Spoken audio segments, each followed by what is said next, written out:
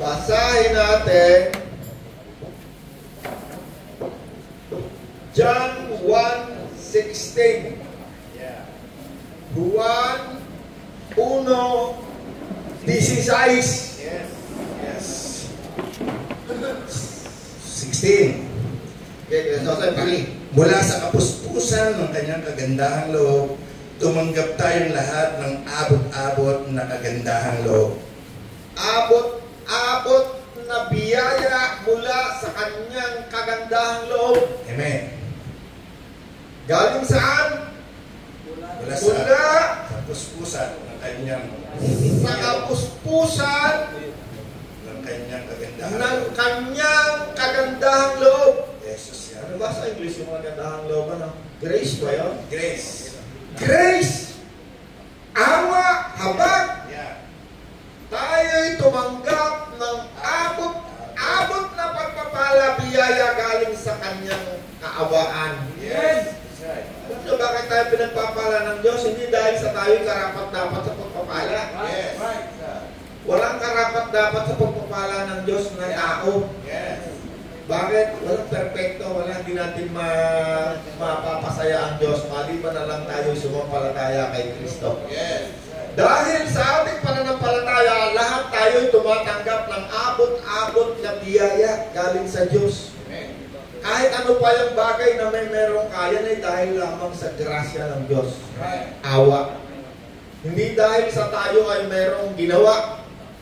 That's right. Hindi dahil sa ako'y masipag magbasa ng Bible, kaya ako'y pinagpala. Hindi. Dahil lang sa awa. Hindi dahil sa ako'y banal na tao ay ako'y pinagpala. Hindi.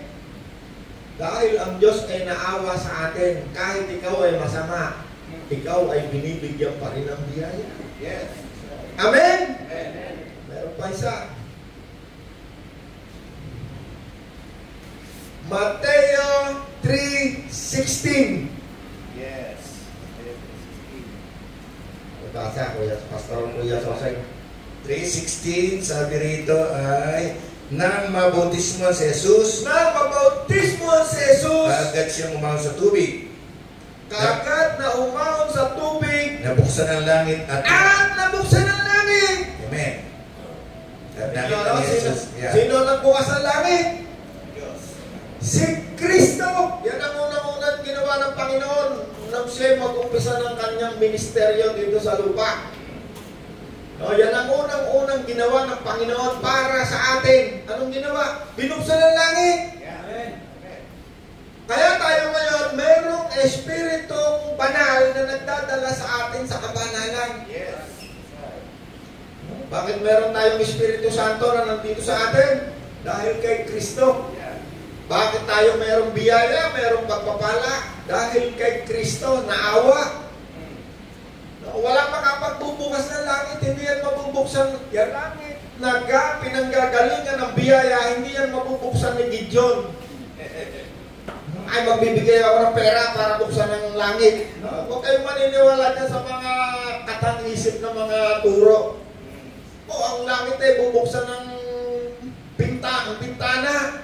Pag binigay ni Gideon ang kanyang salapi, lako, yan ay ibubuhos sa iyo pagpapala kapag binuksan ni Pastor. Ang pangalan ni Pastor? Ni Pastor Kelvin, pag binigyan ng salapi, ng offering, lakaw, ibubuhos. No? Meron magbubukas, meron magbubuhos. Wala naman sinasabing gano'n sa Bible. Yeah. Tayo'y pinagpapala ng Diyos, kay material man yan, kay spiritual man yan, pati nga kaligtasan natin, dahil lang sa awa ng Diyos. May natututunan tayo.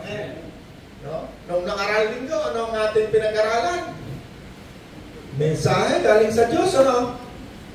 Bakit ba meron ngayong nangangaral ng salita ng Diyos? Si Kuya Sosen, si Pastor Belio, si Pastor Gideon, nangangaral yan eh. Bakit? Sapagkat sila'y isinugo ng Diyos para mangaral. Wala namang mangangaral kung hindi sila susugo eh. Walang mananampalataya kung walang makakarinig ng mabuting balita. dahil tayo'y nakarinig ng mabuting balita tungkol sa kaligtasan, tayo'y sumampalataya. No, kagabi, nimbita kami. Oh, Brother Roland, Pastor Roland, Pastor tawag sa akin eh. Yung pinakamayaman dyan sa Rigton, ang pangalan, Don June. Pagawa ng 3 palapag na apartment, nanay. Tinawag ako, Pastor Roland, ikaw ang mananalangin nito. Kapag ganito'y biyaya, galing sa Diyos. Eh, siyempre, nalangin naman kami. Punta naman kami na asawa ko, kami lahat. Okay. Bago kami nanalangin, ay maraming bisita. Abay, sabi ni Lord, mangaral ka. Ako, ay mga bisita, mayroong doktor, mayroong dentista, mayroong parang walang pakialam sa salita ng Diyos. Parang hindi interesado. Ay, sabi ko, kailangan ay malaman nila itong mabuting balita. Yes. Alam mo, ang tao, hindi yan interesado. Hindi yan interesado. Ang taong may pera, hindi yan interesado sa mabuting balita. Pero nung ako'y nagpatotoo, sabi ko, nung ako'y manampalataya, tumanggap ako kay Kristo, ako'y pinagpala. Binigyan ako ng ready-mix, ng Petron, ng Philpon, ng mga building kung saan-saan. Yeah. Aba, hindi ang mga mata ng doktor, eh, sino ba ito? Ito pala si RCPJC. Aba, hindi yung may mata, kaniglan sila. Nangaral mo yung sigaralan. Anong pinangaral? Mabuting balita. Yes. O, hindi maraming nakarinig.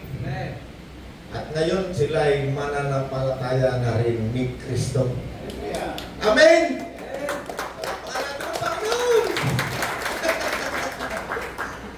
Dahil ako po. Yung topic natin nung nakaraang linggo, no? May mensahe pinadala ang Panginoon eh.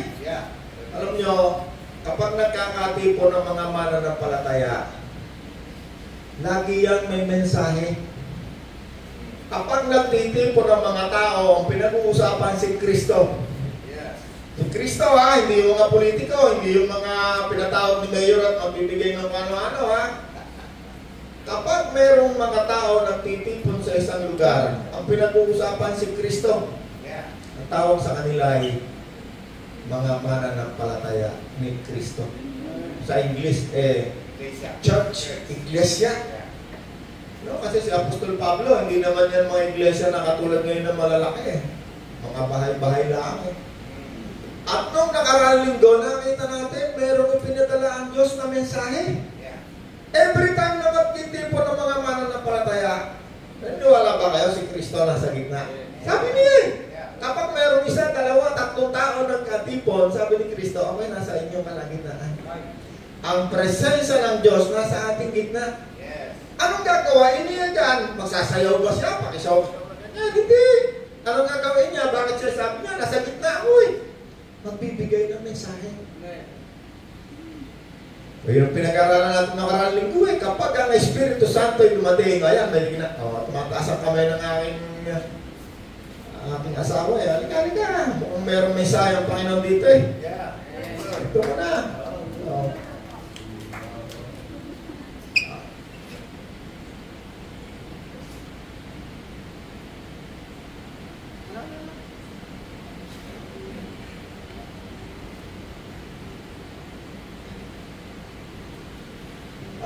Okay.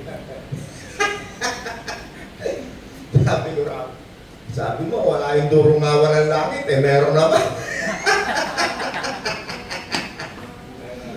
Talaga meron, di ko naman sinabi, wala eh. At sinasabi ko, meron pa tao na makapagbubukas ng langit? Wala. Sinabi rito, nagbukas ng langit si Kristo, yun ang nakasulat eh. Hindi ko naman sinabing walang durungawan ng langit eh. Meron. Yung ang pinag-aralan natin noong karang linggo, di ba, umakyat sa langit ang isang taong buhay pa? No? Meron nagsalita sa kanya eh. Halika rito, umakyat ka sa langit at ipapakita ko sa iyo ang mga mangyayari sa hinaharap. Ang Panginoon, kapag yan ay dumating sa gitna natin, meron niyang mensahe. Ang isa sa mensahe niya, lagi ipapakita niya sa atin anong mangyayari bukas. Ang makalawa, sa isang taon, sa 100 taon, sa 1,000 taon. Lagi siyang may mensahe. Hindi yan magkasalita rito. Pag ako'y tumayo rito sa inyo, sabihin ko sa inyo, "Nako, yung si Mayor ay napakabait. Kailangan boto natin." Hindi ang Diyos ang nagbibigay ng pahayag. Ang Panginoon, pag yan ay tumayo, ang Panginoon, 3 taon niya nagsalita sa buong Israel, palibot-libot yan. Kailanman hindi yan nag-endorso ng politiko. Hindi nakialam sa politika.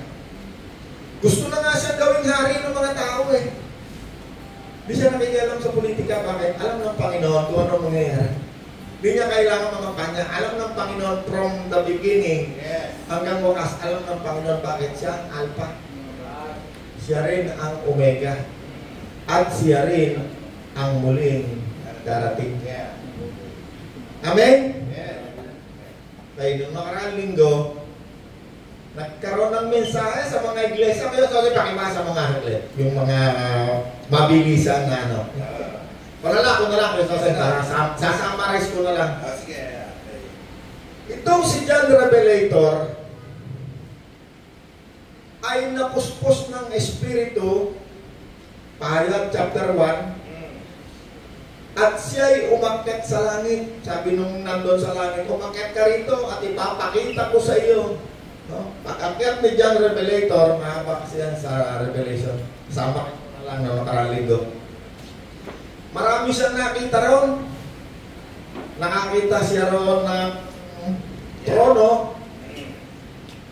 Nakita rin niya ron ang Panginoon. No, di ba nakita doon? Kasi di ba? Ang kanyang ulo at buho ay kasing puti ng balahibo ng tupa at niebe. Ang kanyang mga matay parang apoy na nagliliyab. Umihinang ang kanyang mga paa na parang natangsok kinahintap. At parang lumaragas ang tubig ang kanyang hati. Amen. Okay. Meron din siya nakitang nakasalansan ng mga kasulatan. Meron siya nakita dyan eh. Di ba? Binasa natin nung nakarang linggo eh. Ngayon, yung mga kasulatan na yun yung mangyayari sa hinaharap. Sabi ni John Revelator, biyak siya. Walang makapag-reveal, walang makapagbukas kasi nakasil. Ito yan. Tama kayo sa kaya. Nakita ko sa kanang kamay na nakapusotro ng isang kasulatan na kabalumpon na may sulat sa loob at labas na sinarahan ng 7 selyo. At nakita ko rin ang isang makapangyarihang anghel na nagtanong na malakas, sino ang karapat-dapat na mag-alis sa mga selyo at magbukas ng balumpon? Ngunit wala isa man maging sa langit, maging sa lupa o sa ilalim ng lupa na makapagbubukas o makatingin sa nilalaman niyon. Amen. Kanyo, merong isang kasulatan. Yung kasulatan na ito, dito nakasulat, anong mangyayari sa hinaharap? Sabi doon ay si John ay napuspos ng Espiritu at siya ay pumunta sa langit. Sino sa inyo sumasampalataya? Tumanggap kay Kristo. Kapag ikaw may Espiritu ka ni Kristo, maunawaan mo kung anong sinasabi ni Kristo. Pero kung ang isang tao hindi sumasampalataya kay Kristo, kahit kapiraso hindi niya maintindihan ito. Sapagkat ang isang tao walang Espiritu ng Diyos, walang Espiritu ni Kristo, para sa kanila, ang lahat ng ito'y foolishness. Yung ginagawa natin na yan, kahangalan niya. Para sa kanila. Subalit sa isang taong tumanggap kay Kristo, isang mananampalataya, ito'y karunungan. Galing sa Diyos. No? Meron dalawang karunungan eh. Meron pa nga isang karunungan galing sa demonyo eh. Sabi ng Bible, kapag ang karunungan nasa sa iyo ay makasarili, huwag mo yung ipagmalaki. No? Nabasa mo yung Gideon, no? Yan ay galing sa demonyo. Ano ba ibig sabihin ng makasarili, Gideon? Ano ibig sabihin ng makasarili? Ano ibig sabihin ng makasarili? Ibig sabihin ng makasarili, laging ikaw, laging iyo, laging inyo. Makasarili. Laging sa iyong grupo. Walang pakialam sa iba laging mali. Pag kumulit tayo ng pera, atin to, amin to. Alam niyo yung kinukulekta natin na pera na yan? Sa offering box na yan, wala napunta yan kahit 5 sa bulsa ko. Saan napunta yan? Pag may nangangailangan, punta yan dyan. Kaya sabi ko sa inyo, huwag nyo hangarin na kayo ang puntahan ng salapi na yan.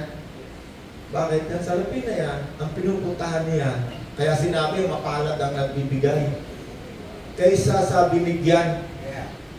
No, ang binibigyan niya yung mga hindi makalabas ng ospital, kahit patay na, hindi makuha sa purinarya, yung mga nadilubyo, walang makain, mga tinamaan. Huwag mo hangarin na ikaw ang nakakuha niyang binibigay natin na yan. Kawawa. Hindi naman talaga kawawa, kundi mas mapalad tayo na nagbibigay. Hindi makasarili ang Diyos. Naku, Gideon, yung pera na yan, dapat atin yan. Kapag ang karunungan ay tinuturo mo, makasarili, sabi ng Diyos, hindi yan galing sa Diyos, galing yan sa demonyo. Kaya Sosing, makibasa mo, no? Ayan, nabasa na ni Kuya Sosing, no? Ang karunungan na galing. Ito na yung sasabihin ko. Ang mensahe tungkol sa pagkamatay ni Kristo sa krus ay kahangalan para sa mga tao na mapahamak.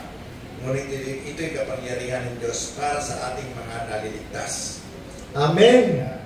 Ang mensahe tungkol sa pagkamatay ni Kristo sa krus, ito'y kahangalan, foolishness ito para sa mga napapahamak. Tama kayo, Soseng, ano? Sino ba yung mga napapahamak? Ayan yung mga nandun sa kasalanan, sa kasamaan. Oh, kung si Orlan ay nagbebenta pa ng droga yan, isang araw makikita natin yan, nasa ulungan yan. Or baka makita na natin yan sa pantyong na. Or baka makita natin yan, lasog-lasog ng katawan niya. Napapahabang ang buhay ng isa nandun sa kasalanan. Kaya sabi dyan sa binasa ni Jesus, taong napapahamak, ibig sabihin hindi nagsisi, tuloy-tuloy sa kasamaan. Ang lahat ng bagay tungkol kay Kristo'y kahangalan. Pero, sa mga sumasampalataya kay Kristo, ito'y kapangyarihan. Pero lang, bakit? Paano naging kapangyarihan yan sa'yo? Mula nang ako'y sumampalataya kay Kristo, mula sa kasalanan, karumihan, lahat ng sukdulan ng mga lahat na ng uri ng evil nasa buhay ko. Pero ngayon, dinadala ako ni Kristo sa kabanalan. Hallelujah. Hindi pa man ako perfecto, na tayo, no? Si tatay kasi, ilan na kayo tayo? 75? 80 na? 78? By awa ng Diyos, hindi na naninigarilyo, hindi na naglalasing. O pwede, patungo na sa kabanalan, di ba? Ang righteousness, hindi ikaw nagiging righteous dahil ikaw hindi na ngayon gumagawa ng kasalanan. Ikaw ay righteous dahil ikaw ay sumampalataya kay Kristo. Dahil yung Espiritu ni Kristo, yung Espiritu ng Diyos na tinatawag nating banal, mabuti, nandyan sa'yo. Kaya ikaw, pag tinignan ka ng Diyos, hindi yung kasalanan ang nakikita sa'yo. Ang nakikita sa'yo ng Diyos, si Kristo mismo. Siya ay parang damit na iyong isinuot nang ikaw ay sumampalataya at mabautismuhan sa Espiritu. O, di ba? Ang bautismo sa tubig, ilulubog ka, di ba? Diyan, no? Lulubog ka. Kasi yun ang definition ng baptism, to immerse. O, paano ka ngayon nilulubog sa Espiritu Santo? Sino mong babaptize sa'yo? O, nabasa nyo na ba yun? Sabi ni Kristo, ang salita ko'y Espiritu. Yes. O, basa nyo na yun, di ba? Basahin ko to, maganda to. Sige, Hindi nagkasala si Kristo, ngunit alang-alang sa atin siya tinuring na makasalanan upang sa pakikipag-isa natin sa Kanya ay naging matuwid tayo sa harap ng Diyos. Hallelujah! O, narinig nyo na rin ba yung sinabi ni Gideon? O, sige. Let's go deeper! No? Punta tayo sa malalim na salita ng Diyos. Hindi pagtanggap mo kay Kristo, nakarinig ka lang ng mabuting balita. No? Basic. Ikaw ay sumampalataya. Yan ang umpisa. Ang salita ng Diyos. No? Kanina ka na, magbasa ko Ako ang tinapay ng buhay.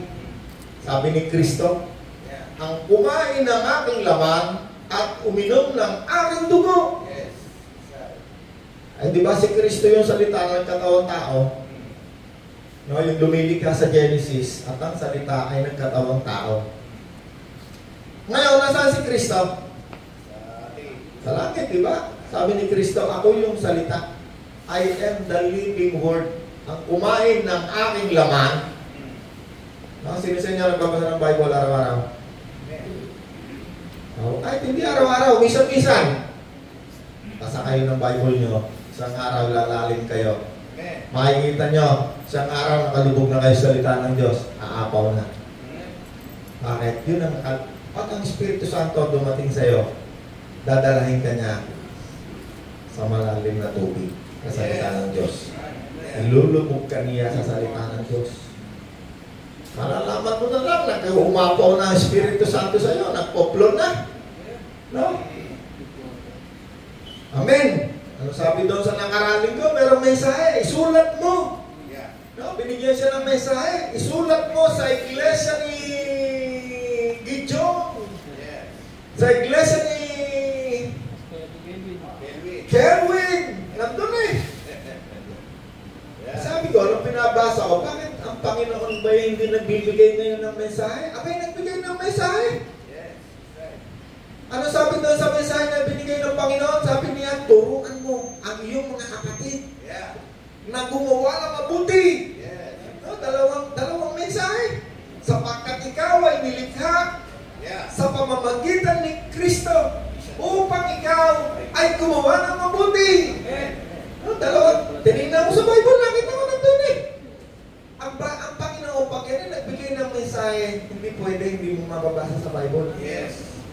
Hindi pwedeng magko-conflict sa Bible ang mensahe niya. Bakit? Siya yung salita na nagkatawang tao. Siya yung living word. Siya ay buhay na salita ng Diyos. Amen? No, may mensahe. Anong version, Mr. Merlin? Mr. Merlin. Ito muna. Sige, Joseph, pakibasa. Kung ano tayo ngayon ay gawa ng Diyos at sa pakikipagkasama natin kay Kristo Jesus, ay nilikha niya tayo para sa mabubuting gawa na inihanda niya sa atin ng una pa man. Kaya tayo nilikha ng Diyos upang tayo gumawa ng mabuti na inihanda niya noong una pa man. O yung isang verse pa. Titus 3:4 3:4. pa. Nakibasa, Kuya Joseph? Titus 3:14 yata yun. 3:14 yan.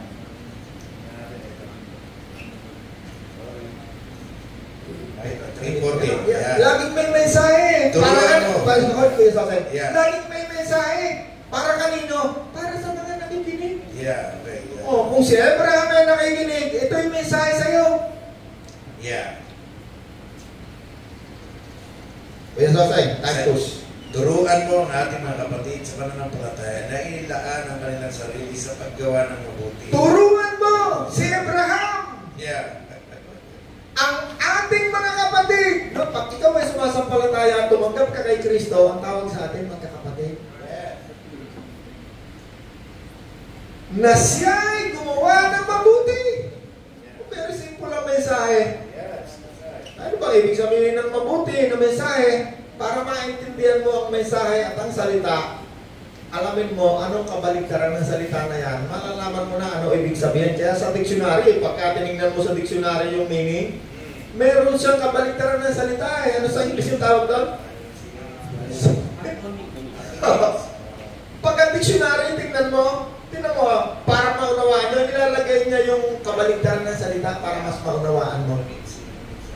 Kasi kapag hindi mo ginamit sa kumisa naman sa Bible, no, dictionary sinasabi ko ha, kumisa sa dictionary, pag tingnan mo ang salita, kakaiba sa Bible, baligtad. Yan ang mga salita sa Bible, kumisa, kailangan mong gamitin sa pangungusap, kunin mo paano ginamit, kasi kung hindi, baka mali rin yung understanding mo, pag hinanap mo lang sa Hebrew, sa Greek, tingnan mo, kahit salita lang na love, pag-ibig, love. Pag hindi mo ginamit sa pangungusap yan, minsan may masamang ano yan, kahulugan. Pag sabi mo, I love you, Kuya Joseph, friendly. I love you, Kuya Pastor Belio. Pero pag sinabi ko yan na, let's make love. Iba yun, kabastusan nyo. Masama yun. No. Ang salita ng Diyos, pag yan ay binasa mo, kahit wala gamitin dictionary, wala kang gamitin kahit anong salita, maunawaan mo. Bakit? Ang Diyos magpapaliwanag sa iyo sa pamamagitan kung paano ginagamit yan sa pangungusap. malinaw pa sa sikat ng araw. No? Ano pa yung mensahe ron? Sabi ko, Jose, isulat mo sa iglesia. Pinagpapadala ng mensahe. Bakit? Lahat ng mga ngaral, ang original na utos, galing yan kay Kristo.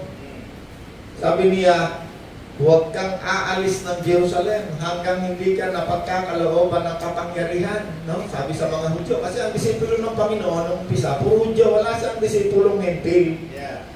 No? Kailangan yan, unang-una, maunawan mo, ano tayo, klaseng tao ngayon. Sa Bible, hindi tayo kasali. Yes. Napasalin lang tayo dyan sa Bagong Tipan. Pag sa Old Testament, pag binasa mo dyan, mga Gentile, mga makasalanan, mga sinumpa, tayo yon. Dito naman sa New Testament, tayo yung tinubos ni Kristo sa ating mga kasalanan at sa sumpa doon sa Old Testament para sa mga makasalanan, tayo naman yung tinubos ni Kristo. Si Kristo ang tumupad ng Old Testament para sa atin. Yung sumpa kinuha niya. Kasi makasalanan tayo, hindi tayo kasali rito. Mga Jew lang doon sa Old Testament. Tayo mga Hentil na mga makasalanan, mga isinumpa, tayo yung mga kumakain ng mga baboy, kung anong ginagawa natin. Nung dumating si Kristo, instead na tayo yung tamaan ng lahat ng sumpa dyan sa Old Testament, kinuha lahat ni Kristo. Yes. Sapagkat ang sinabit sa punong kahoy ay isinumpa. Yeah. Lahat ng parusa na supposed to be kay Chris, dahil yan ay magnanakaw, hindi ka na ngayon paparusahan dahil ikaw ay magnanakaw. Bakit? Number one, humingi ka ng tawad. Yeah. Tinanggap mo si Jesus na nagbayad ng iyong kasalanan. Amen. Naunawaan tayo? Basahin ko. Okay. Tinubos tayo ni Kristo mula sa sumpa ng kautusan ng siya isinumpa para sa atin, sapagkat nasusulat isinumpa ang bawat binibitay sa punong kahoy. Hallelujah. Tanong mo si Kuya Sosag na parang encyclopedia, no? Pag nagsasalita ako, alam niya ako ng verse. Kasi sabi, hindi naman nagamit ng Google. Wala namang Google eh, oh. Alam niyo ang salita ng Diyos.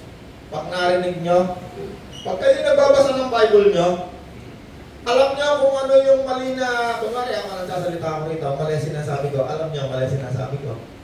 Pag ako'y nakikinig ng ibang mga preacher, kung nagpipreach tapos nagkaroon ng verse, alam ko kung the place, alam ko kung tama, alam ko kung parang sobrang mali. Ang tawag doon kasi, kung minsan yun yung tinatawag ng Panginoon na lebadura. Minsan may nangangaral, lalagyan niya yun ng lebadura para maganda sa pakinig ng mga tao. Ilang taon na tayong nagba-Bible study rito? Edwin? 20 something, magta-30 na. Pero ba kayo narinig dito na mga kapatid, boboto natin si si Congressman? Diba? Kahit isang beso na. Pwede nagsasabit ako dyan sa labas. Meron tayong mga ilan-ilang kaibigan politiko. Sabit mo nga to, nakikiusap. Sige, sabit natin. Pero yung ating pagtitipon tungkol kay Kristo every Monday, wala. Nanay na, wala tayong nirekomenda na tayo. Ay, si tatay niya, maraming mga kaibigan politiko yan. Pero kahit minsan, hindi natin pinag-usapan dito. Alam nyo, napakabait niya si Mayor, boboto natin.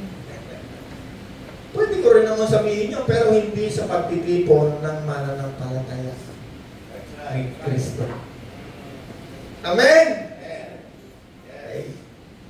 Nakarating siya sa langit. Meron niyang isang bagay ro na ating babasahin ngayon na natagpuan ni John Revelator. Revelation 11:19. Pakibasa mo kayo sa Pahayag 11:9. Sabi rito, at nabuksan ang templo ng Diyos sa langit at nakita ang kabanatipan sa loob nito. Pagkatapos ay kumidlat, lumabundong, kukulog, limindol at umulan ng batong yelo. Amen. Meron siyang isang nakita na laging pinagtatalunan. Yeah. Ano yun, Kuya Sosay? At nakita ang kaban ng tipan sa loob nito. Ang kaban ng tipan. Alam niyo yung templo na ginawa ni Solomon, yung doon sa Israel? Tayo di ba nakapunta na tayo na?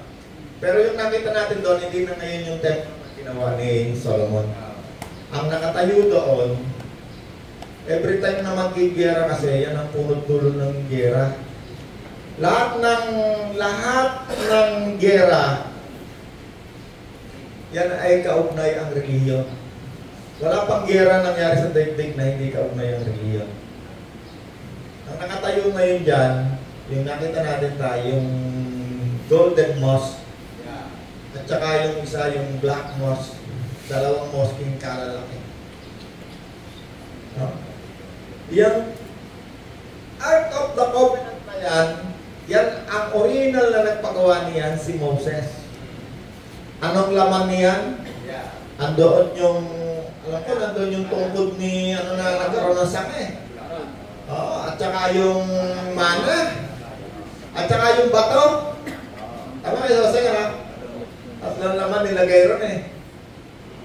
Nung minsan, noong panahon ng huling propeta, si Eli,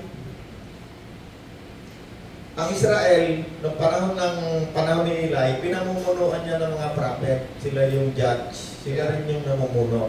At yung mga Levita, tinatawag na Levita, sila naman yung naglilingkod. Isang araw, yung kaban ng tipan na yon, kapag sila mananakop ng bansa, sasakupin nila yung Israel, dala-dala nila yun eh. Dala-dala nila, kahit sa pupunta, sasakupin. Ay, nung panahon ni Eli, natalo yung kanilang mga sundalo. At nakuha yung kaban, Ark of the Covenant, na nakita sa langit. Anong ginawa ng mga kaaway? No? Alam niyo anong ginawa doon sa Ark of the Covenant? Merong 70 tao. Kasi nagtakbuhan na yung mga Israelita eh. Sinilip nila yung Ark of the Covenant. 70 tao. Patay lahat. Kasi walang pwedeng tumingin doon. Andoon yung presensya ng Diyos. Eh di ngayon, hari na si David. Nung si David na ang hari, kasi itong propeta na to, naging makasalanan yung mga anak, si Eli, ang pinalit sa kanya, si Samuel. At mula sa pagiging theocratic ng Israel, naging humingi sila ng ibang uri ng pamamahala, kingdom. At ang binigay sa kanila, una si Saul. Ngayon, panahon ni Saul pala, naagaw, natalo. Panahon ni David, kinuha niya uli yung Ark of the Covenant, dinala niya na hanggang doon nga sa pinagawa ng templo. May pagkakataon, dahil hila ng kalabaw ng baka, akala nung umihila, tutumba. Nawakan niya, patay na naman. Di ngayon, gumawa na ng templo. Ang unang gumawa ng templo, si Haring David ang nagawa ng plano, pati pera. Siya naghanda. Si Solomon naman ang gumawa. Kasi sabi ng Diyos, hindi ka pwedeng gumawa kasi napakarami mong pinatay na tao. Marumi ang iyong kamay. Okay, panahon ni Solomon, hari ni Solomon, gumawa siya ng unang templo na ginagawa ni Solomon, yung templo ng Diyos. Ang tawag doon sa templo na yun, templo ng Diyos, yung ginawa ni Solomon. Magkatabi yun templo ni Solomon at yung templo ng Diyos. Templo ng Diyos, doon nilagay yung tinatawag na Ark of the Covenant. Noong panahon ni Haring Nebuchadnezzar ng Babylonia, every time yung mga Israelita susunod yan daw sa kanilang kautusan, magpapalay, lalaki, sasagana. Pero every time yan, makakalimutan nila yung tungkol sa kanilang religion, babagsak yan. Okay, panahon ni Haring Nebuchadnezzar, winasak yan. Winasak. Sumunod na emperor, si King Cyrus, sabi ng Diyos, sa panaginip itayo mo muli ng templo, tinayo uli. Panahon ng Roman Empire, dumating na si Kristo. Punta siya doon sa templo, doon nga inialay siya sa templo Andon yung propetang si Simeon, sabi ni Simeon na hindi ko nakikita ang Mesiyas, hindi ako mamamatay. Hindi siya naalis sa templo kasi nagpapahayag sa kanya yung ang Espiritu Santo. At nakita niya ang Panginoon inialay doon. Panahon ng Roman Empire, winasak uli ang templo. Binasak si Lunok. Eh, saan napunta yung Ark of the Covenant? No, yan ang lagi nahanap ng Gideon eh. Nasaan yung Ark of the Covenant? Nasunog ba yan? De, joke lang yan. Kinuha ng Diyos. Bakit? Kasi hindi mo pwede sa laulahin na. Wala kang makatingin dun eh. Pero inalaw ng Diyos. Bakit? Sobrang sama na ng Israel. Mismo doon sa templo nagkakaroon ng kalaswaan. Pati yung mga aawit, mga sobrang ng kasamaan. No? Kaya sabi ko, ang kasamaan, yan ay laging may dulo. Eh ito nga, bayan na ng Diyos eh. Pag ayaw ng pasaway eh, nakinog sila ng Diyos. Pero isang araw, merong propesiya sa Bible na yung templo na yan ay muling itatayo. Kasabay yan ng pagtatayo ng Diyos sa templo ng mga Hintil. Tayo ay templo sa Gentile. Di nyo ba alam, sabi ni Apostol Pablo, na ikaw ay templo tirahan? Binubuo tayo ng Diyos sa mga oras na to. At hanggang hindi nabubuo ang bilang ng mga mananampalatayang Hentil, hanggang hindi nakukumpleto, katulad ng templong iyan ng mga Hudyo, kasi ang Panginoong Jesus, Hudyo, hindi pwedeng mawala ang Hudyo sa daigdig kasi special yan sa mata ng Diyos.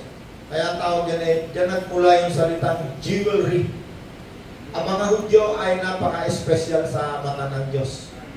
Kasi si Kristo ay dyan pinanganak, siya ay isang Hudyo. Kaya mayroon tayong connection dyan. Bakit? Ang ating amo ay isang Hudyo.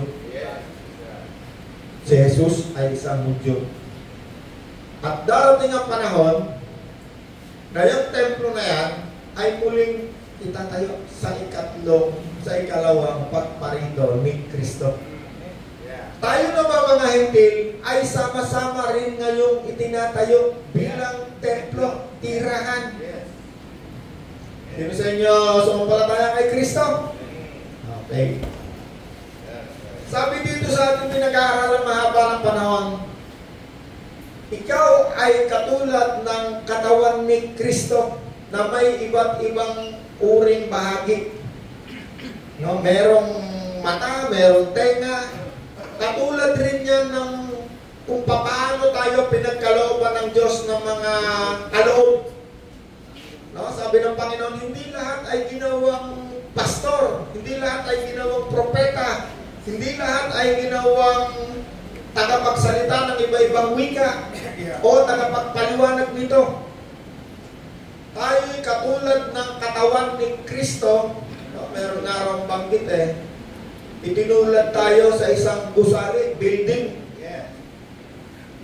Na ang nagtayo sa atin ay mga apostol. O sige, pakibasa ko. Sinasabi ko pala, nasa isip na rin. Nagpa-computer. Ephesians 2, 19 to 20. Sa mga tuwid, hindi na kayo mga dayuhan at ibang bansa, kundi mga kababayan, mga hindi rin Diyos, at kabilang sa kanyang sambahayan. Tulad ng isang gusali kayo itinayo sa pundasyong inilagay ng mga apostol at mga propeta ng batong kanuluban ay si Kristo Jesus. Amen. So, sino tayo? Hindi tayo Hudyo. Tayo ay Hentil. Tayo ay sama-samang itinatayo ng Diyos katulad ng isang gusali na itinayo ng mga apostol na ang ating batong patibayan o pundasyon ay walang iba kung hindi si Jesus.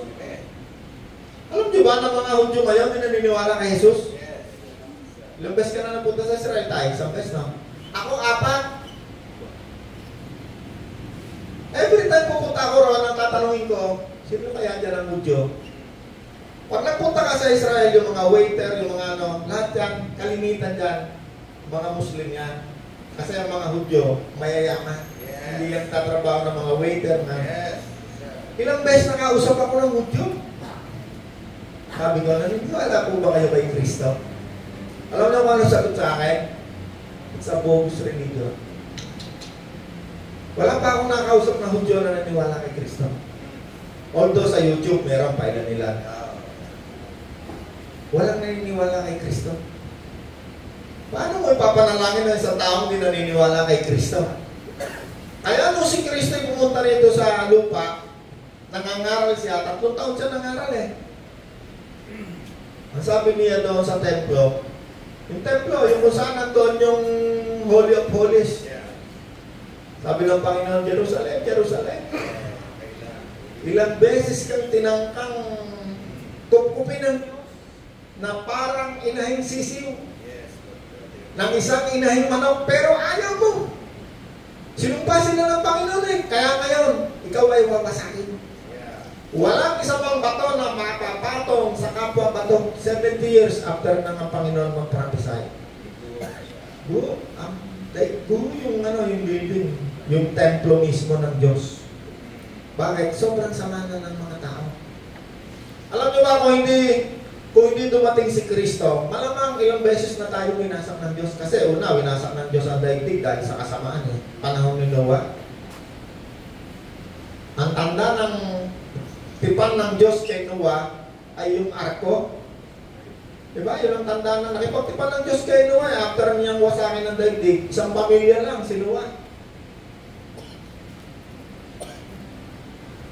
Pangalawa, dahil pa rin sa kasamaan, winasak na naman ng Diyos. Sabi ng Diyos, kay Noah, mula na yun, hindi ko nawawasakin ng daigdig sa pamamagitan ng tubig. Yung Sodoma, Gomorrah, winasak din ng Diyos. Hindi tubig, apoy. Kung hindi dumating si Kristo, kung hindi muli nakipagtipan ng Diyos sa atin, baka wasak na uli ang daigdig. Bakit? Punta kayo sa ibang bansa, sa Amerika, sa Argentina, sa Brazil. Ano siya, prosesyon. Nakasunod ng mga demonyo sila. Yung iba naman, mga nakahubo, yung iba nakahuba, lahat ng kapulastukan nandun na. Nandito na sa daigdig.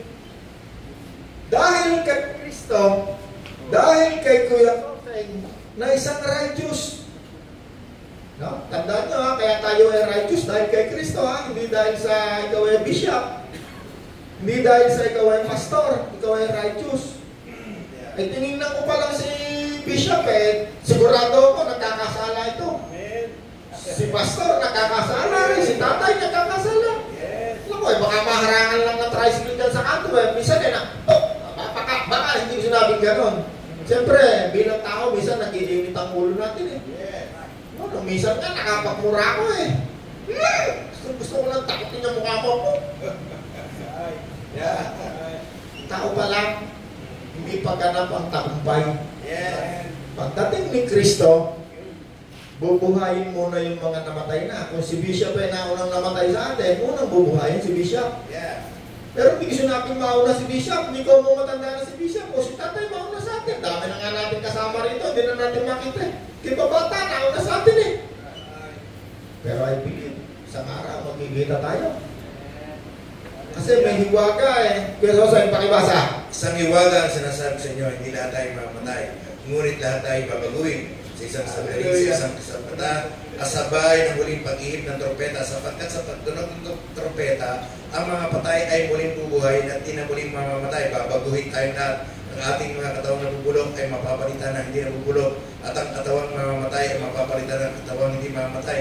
Kapag ang nabulok ay napalitan na at hindi nabubulok, ganap na tagumpay! Ganap na, natupad na sa nalupig na ang kamatayan, lubos na ang tagumpay, nasa ano. Hallelujah! Palakpakan natin ng Panginoon. Kaya nga may mensahe sa atin ng Panginoon. Kaya kayo pumapalakpak kayo. Kung minsan nagsasalita ako, bigla na lang may pumapalakpak kayo. Bakit? Kasi may nagre-reveal sa inyo. Yung Espiritu Santo, ang Panginoon mismo na nandiyan sa harapan natin. Binibigyan niya tayo ng pag-asa. Kasi sa mundong ito, kung wala si Kristo, ay naku, baka patiwakal na tayo. Sa dami ng problema, ano na yun? Sa dami ng problema natin. Kung wala si Kristo sa buhay ko, ay naku, hindi ko alam kung anong kinahinatnan ko. Pero dahil kay Kristo, dahil sa mga mensahe ni Kristo, every time tayo magtitipon, nagkakaroon ako ng kalakasan ng pag-asa. Amen?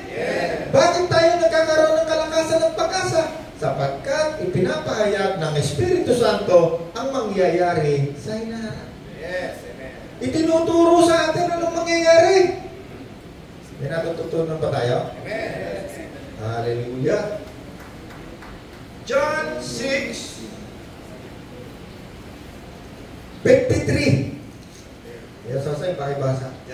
56:53. 56. 56. Okay. Sabi dito, ang kumakain ng aking laman at uminom ng aking dugo ay nananatili sa akin. At ako naman ay sa kanya. Ulitin mo kaya sa John 6:53. Na kumakain ng aking laman at uminom I ng aking tell you the truth. No, wala pa yun. Sinasabi ko sa iyo ang katotohanan, katotohanan. Yeah. Ha? O baka kailangan iuro mo pa konti. Sa English yun eh. 53. Yeah. Okay. Sabi rito, sinabi ni Jesus, pakatandaan ninyo, maliban ninyo, kainin ninyo ang laman ng anak ng tao, inumin ang kanyang dugo, hindi kayo magkakaroon ng buhay. Ang kumakain ng aking laman at uminom ng aking dugo ay may buhay na walang hanggan at muli ko siyang bubuhayin sa huling araw sapagkat ang aking laman ay tunay na pagkain at ang aking dugo ay tunay na inumin. Hallelujah. Ang aking laman, ang kumakain ng aking laman, na meron pagkain ng ating physical eh. Pero hindi yan ang binabanggit ng Panginoon. Ang pagkain ng physical ay yung pandesal sa umaga, kanin sa tanghali, kanin sa gabi. Kaya meron tayong katawang espiritual. Ang kumakain ng aking laman, ano naman yung pagkain ng ating katawang espiritual? Salita ng Diyos. Ano pa ang inumin? Ang umiinom ng aking dugo, Espiritu Santo. Nasa dugo ang buhay. Si Kristo nagsabi, kung wala ang Espiritu Santo sa iyo, wala kang buhay. Wala kang mauunawaan sa mga bagay tungkol sa Diyos. Ang matututunan mo lang, kung ano lang yung turo sa ni Gideon tungkol sa kanyang religion, ni Pastor Pelio tungkol sa kanyang religion. At pag yan yung magkaiba ng sekta, magkaawa yan, magkaiba yung turo niya. May example ko lang kayo dalawa. Pag ito sa iglesia ni Batman, ito naman Katoliko, magkaiba ng doktrina yan. Hanggang dyan lang ang matututunan nyo, kung ano lang yung turo sa inyo, religion nyo, dyan lang matututunan nyo. Kaya sabi ni Apostol Pablo, kailanman, hindi ako nagturo ng tungkol sa aking religion o ng karunungan galing sa tao. Sapagkat ang inyong pananampalataya ay gusto mong masandig sa kapangyarihan. Kaya si Apostol Pablo, pumatay sa kanya, religion niya. Lahat ng disipulo ng Panginoon, pumatay sa kanya, religion. Puro religion. At nung panahon na ang mga hari, ang mga religyoso na rin, ang kalaban nila, religion, tsaka yung gobyerno na, dalawa na. Kaya itong si John the Revelator, na ating pinag-uusapan, ito ay nasa isla ng Patmos. Bakit? In exile. Kaya pag ikaw tumayo ka sa katotohanan, ang unang magtatapon sa iyo, religion mo. Bakit? Kasi, pag sumuway ka sa religion mo, todas ka. Hindi lang religion, pati sa gobyerno, malapit na. Anong mangyayari? Malapit na. Kung paano natin naranasan yung COVID, di ka makakalabas ng bayan, puro checkpoint. Dadaan ka sa checkpoint, meron kang bubunutin, papakita mo yung passes, number, kung anong mo. Malapit na. Yung pera natin, hindi na magagamit yan. Magkakaroon ng isang universal money. Universal religion. Malapit na. I believe, aabutin natin. Naniniwala ako na maaaring abot. Kasi ang bilis ng pacing ng pangyayari. Lahat ng mababasa mo sa Bible, nakikita mo. Lahat ng sinabi ni Kristo, hindi pwedeng magkamali. Bakit? Nabuksan na yung nakabalumbon ng mga aklat. Merong nagtanggal ng selyo at nagsabi, nagbasa. Ano nakasulat? Sino nagbasa? Si Kristo. Siya ang nakabasa ng mga mangyayari, 1,000 taon nabasa. Alam na niya ang mangyayari. Bakit? Sa katunayan ay siya yung nagsulat sapagkat siya yung alpha. Yung siya ang simula, siya ang wakas, siya ang muling darating. May natutunan tayo?